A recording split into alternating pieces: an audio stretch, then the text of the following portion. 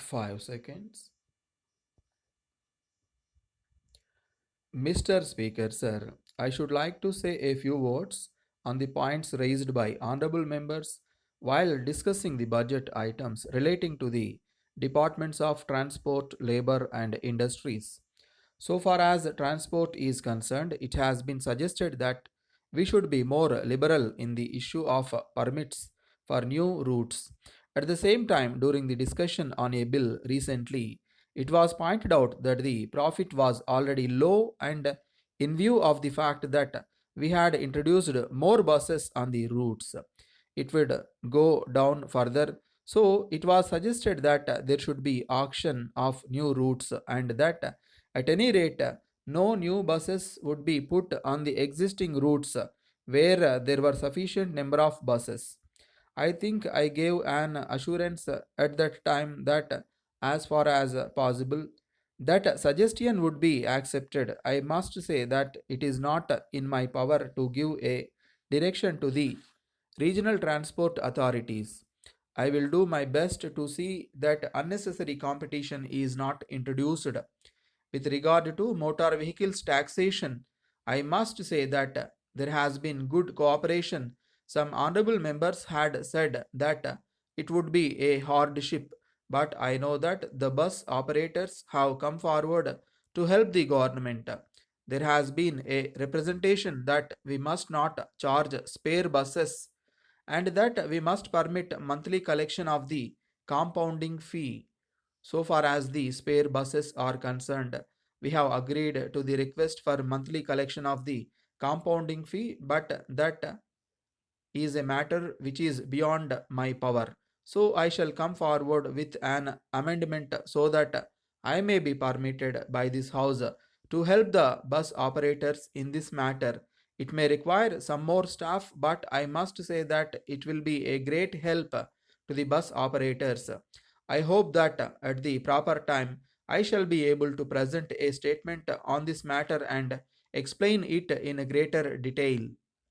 So far as labor is concerned, I must say that last year has been a year of more or less cordiality between employer and employees. It is natural that there will be difference of opinion between human beings. So there are some differences, but I must say that except in a few cases, there has been peace as far as the government are concerned.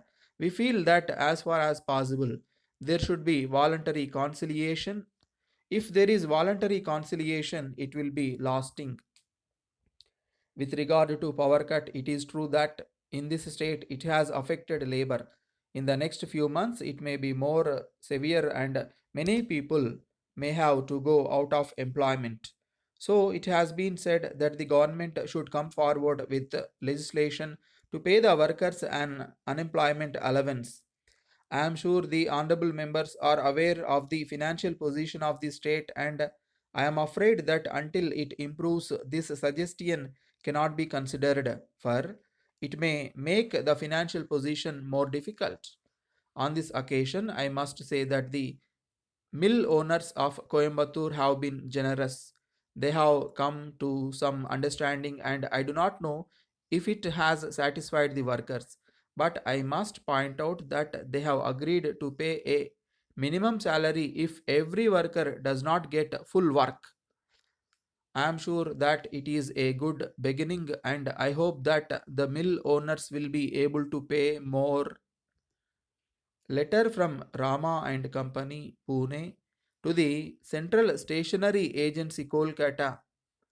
Dear sirs, we regret very much to learn that the consignment of ink sent by us against your order of the third instant has been found to be of a quality inferior to that ordered by you.